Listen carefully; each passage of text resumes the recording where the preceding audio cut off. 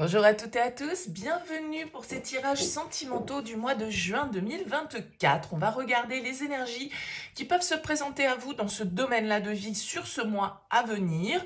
On va regarder vous, l'autre. Ça va donc sous-entendre effectivement qu'il y a quelqu'un dans votre vie ou quelqu'un dans votre tête ou quelqu'un dans votre cœur ou que quelqu'un arrive pour vous sur ce mois de juin si vous êtes célibataire. Et on va regarder un petit peu les énergies de la relation, ce que vous attendez, ce que l'autre vous propose, et puis vers quoi va la relation sur ce mois de juin. Alors bien sûr, ça va rester une approche générale qui ne pourra pas parler à tous, c'est normal, vous prenez uniquement si ça fait écho pour vous. Vous laissez de côté si ça ne vous parle pas. Allez voir également votre signe lunaire, votre signe ascendant. Ça peut vous apporter un autre éclairage et puis essayer de faire un petit mix de tout ça pour avoir votre météo sentimentale du mois de juin. Si vous souhaitez développer avec moi dans une guidance personnalisée, eh bien vous avez mon mail en bas de cette vidéo, lilylataro@yahoo.com. Je fais toujours une approche préalable lorsque vous souhaitez planifier une guidance. Ça permet de voir si je cerne bien votre situation et s'il est opportun du coup qu'on poursuive nos échanges. Donc quand vous me contactez pour une guidance, vous me donnez simplement prénom, date de naissance des personnes concernées, le domaine, c'est pro, c'est sentimental, c'est financier. Ne me posez pas de questions parce que parfois dans vos questions, il y a déjà des éléments de réponse sur votre situation.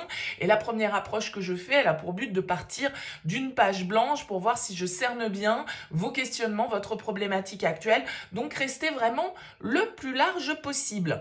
Pour ce tirage du mois de juin, on va utiliser le tarot des moments mystiques. Ici, ça fait longtemps que je ne l'ai pas utilisé. On se retrouve tout de suite pour votre tirage.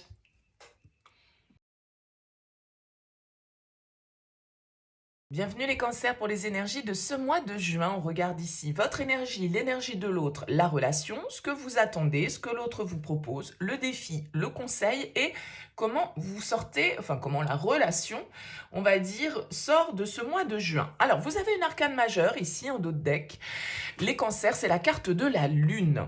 Alors la lune, c'est une carte qui parle beaucoup pour les signes d'eau comme vous, puisque c'est une carte qui nous parle d'intuition, qui nous parle d'émotion, qui nous parle aussi un petit peu parfois des choses qu'on a du mal à exprimer, qui restent un petit peu enfouies en nous. Elle nous parle de nos mystères, de nos peurs, d'une certaine forme parfois d'appréhension, d'angoisse que l'on peut avoir.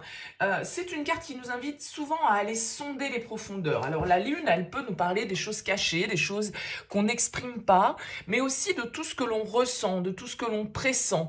Mais vous voyez un petit peu comment elle est illustrée sur cette carte, des tentacules là qui essayent de venir un petit peu nous agripper.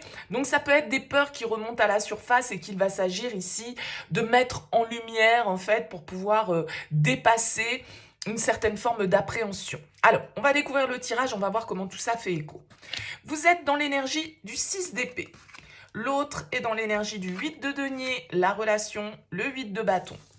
Ce que vous attendez, la 7 de denier, ce que l'autre vous propose, la 8 d'épée, le défi, la 10 de bâton, le conseil, le roi de denier, et on sort de ce mois avec la 2 de denier. Ok. Alors j'ai l'impression ici que les cancers, vous pourriez avoir besoin un petit peu de prendre du recul, de prendre de la distance par rapport à... Alors peut-être par rapport à vos ressentis, par rapport à vos émotions, par rapport à vos pensées. La 6 d'épée nous indique que voilà, on doit un petit peu s'élever par rapport à une situation. On doit prendre du recul. On doit essayer un petit peu comment dire, d'effectuer une forme de transition ici. Et puis, il y a une idée un petit peu d'ombre quand même dans votre tirage. Donc, je ne sais pas ce qui vient réveiller ces ombres, mais vous allez avoir besoin un petit peu de lâcher prise et de peut-être essayer d'apercevoir de nouveaux horizons. Hein, parce que vous voyez ici, le nuage est quand même noir. Il y a quelque chose de lourd, il y a une épreuve, il y a des peurs, il y a des choses que vous n'avez pas su exprimer, qui pèsent ici un petit peu sur vos énergies et qui pèsent du coup peut-être un petit peu sur la relation. Je pense que vous avez quand même quelqu'un face à vous avec ce 8 de denier. Alors, il y a plusieurs possibilités, mais le 8 de denier nous parle quand même de quelqu'un qui est concentré sur la relation, de quelqu'un qui a envie de faire des efforts, de quelqu'un qui travaille sur lui, ou sur elle, hein, bien évidemment. Mais avec ce 8 de denier, on est quand même dans l'idée de vouloir bien faire, dans l'idée de vouloir apporter une amélioration, un correctif à un comportement, à une attitude, à des réflexes un peu inconscients, parce que la lune, c'est ça, c'est tout ce qu'on ne perçoit pas de manière forcément consciente, hein. C'est tout ce qui est un peu tapis dans l'ombre et qui vient un petit peu parfois influencer sans qu'on puisse percevoir clairement en fait ce qui vient donner parfois un petit peu du poids à une situation.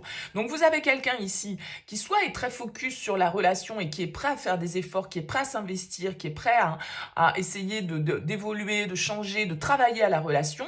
Après ça peut être aussi parce que vous avez quelqu'un face à vous qui est très... on va dire qui est très pris professionnellement, qui est dans une démarche très porté, on va dire, sur sa vie professionnelle, sur ses apprentissages, sur son travail. Bon, ça peut être une autre lecture, bien évidemment, ici. On a la 8 de bâton pour symboliser la relation. Donc la 8 de bâton, elle va nous parler de communication.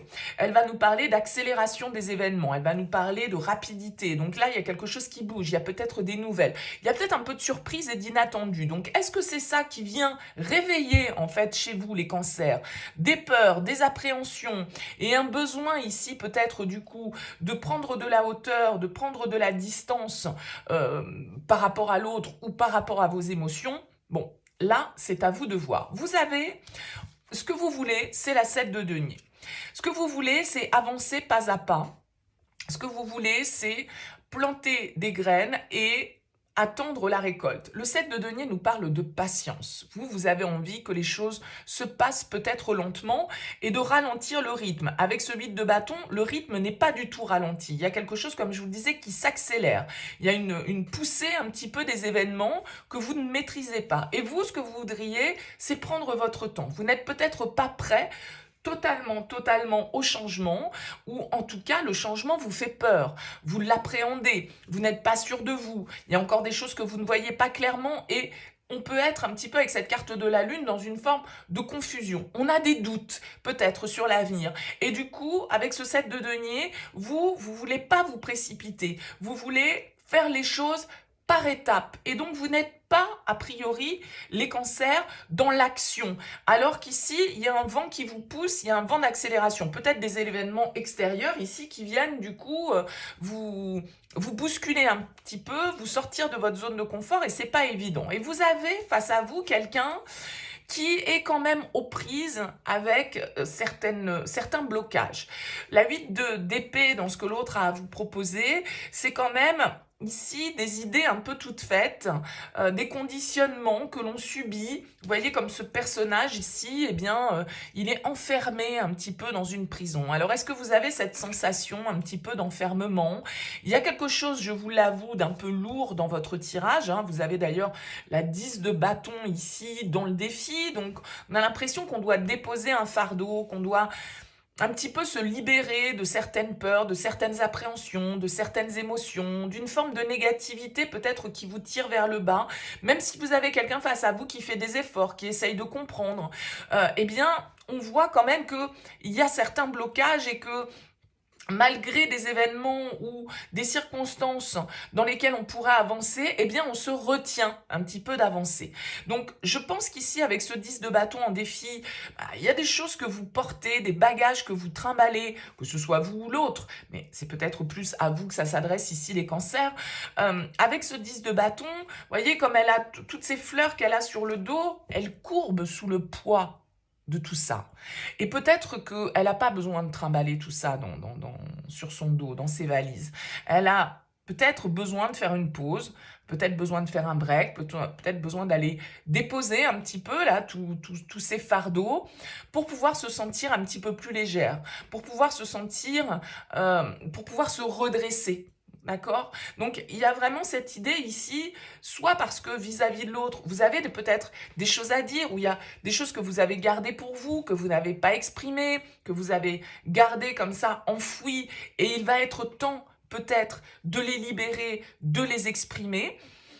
parce que ça devient trop pesant, parce qu'il y a une ambiance comme ça qui est un petit peu lourde et qui ne permet pas en fait à la relation de partir dans une certaine forme de légèreté, de spontanéité, parce que chacun est un peu campé sur ses positions, sur son point de vue, sur ses idées, des idées parfois un petit peu préconçues et limitantes.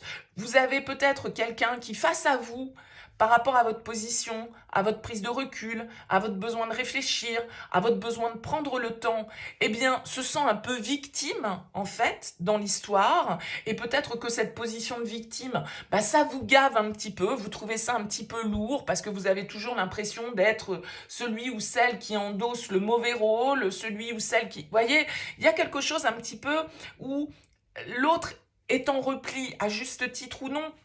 Ça peut être simplement parce que on n'arrive pas à se comprendre, ou on n'arrive pas à communiquer clairement, et on n'arrive pas à se libérer d'un poids qu'on a sur le cœur, et qu'il serait bon à un moment donné de vider, en fait. Hein. C'est un peu la détox, le 10 de bâton qui va être nécessaire, le ménage qui va être nécessaire pour pouvoir repartir sur de meilleures bases. Alors vous avez la carte du roi de denier qui ressort ici en conseil. Le roi de denier, c'est plutôt une carte qui nous invite effectivement à une forme de sagesse et de patience, de prendre le temps d'eux. C'est ce que vous voulez et sans doute que c'est une bonne chose. Peut-être que vous avez quelqu'un face à vous qui vous presse, qui vous met la pression, parce que cette personne, elle aura envie que vos projets, votre relation aillent plus vite, ou que, voilà, vous voyez, il peut y avoir une forme de pression que vous ressentez de l'autre, alors que vous avez besoin de réfléchir, vous avez besoin de prendre le temps, vous avez besoin de prendre du recul, vous avez besoin de réfléchir un petit peu au changement que vous souhaitez opérer. Sans doute ici qu'avec ce roi de denier en conseil, votre position est la bonne dans le sens où ce roi de denier nous dit, voilà, prenons le temps de réfléchir à l'avenir, d'envisager les choses sur le long terme, de ne pas prendre de décisions précipitées, de ne pas aller plus vite que la musique, en fait, sur le principe, parce que le roi de denier, c'est quelqu'un qui planifie, c'est quelqu'un qui réfléchit, qui organise et qui ne se précipite pas pour obtenir des résultats. Et vous pouvez avoir quelqu'un face à vous qui a envie d'avoir des résultats, qui a envie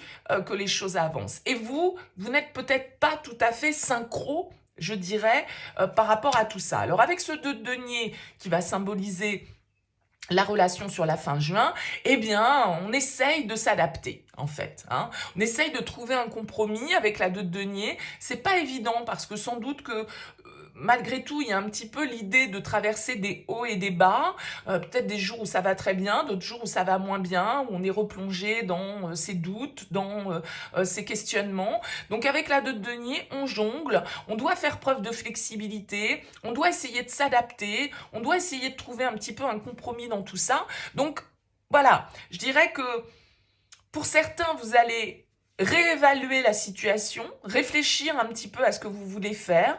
J'y vais pas, je fais ce projet, je le fais pas, je pars, je reste, c'est oui, c'est non. Mais vous allez peut-être un petit peu osciller entre tout ça. Et donc, c'est une phase un peu où on peut se sentir déstabilisé, on peut se sentir peut-être même parfois un petit peu stagné, mais bon, c'est une phase peut-être nécessaire pour évaluer correctement la situation et pouvoir derrière, du coup, envisager la manière dont on a envie de construire. Donc j'ai l'impression que vous en êtes un petit peu là, les cancers, sur ce mois de juin. Alors vous pouvez avoir, parce qu'on a quand même 4 cartes de denier, un signe de terre face à vous, donc taureau, vierge, capricorne. On a aussi ici l'influence d'un signe du poisson avec cette carte de la lune. Bon, ou un signe d'eau comme vous, cancer, scorpion. À vous de me dire, en tout cas, n'hésitez pas, laissez-moi un petit mot sous cette vidéo, laissez-moi un commentaire pour me dire comment ça a vibré pour vous. Merci en tout cas pour votre écoute, pour votre présence. Je vous souhaite un excellent mois de juin, je vous dis à très vite.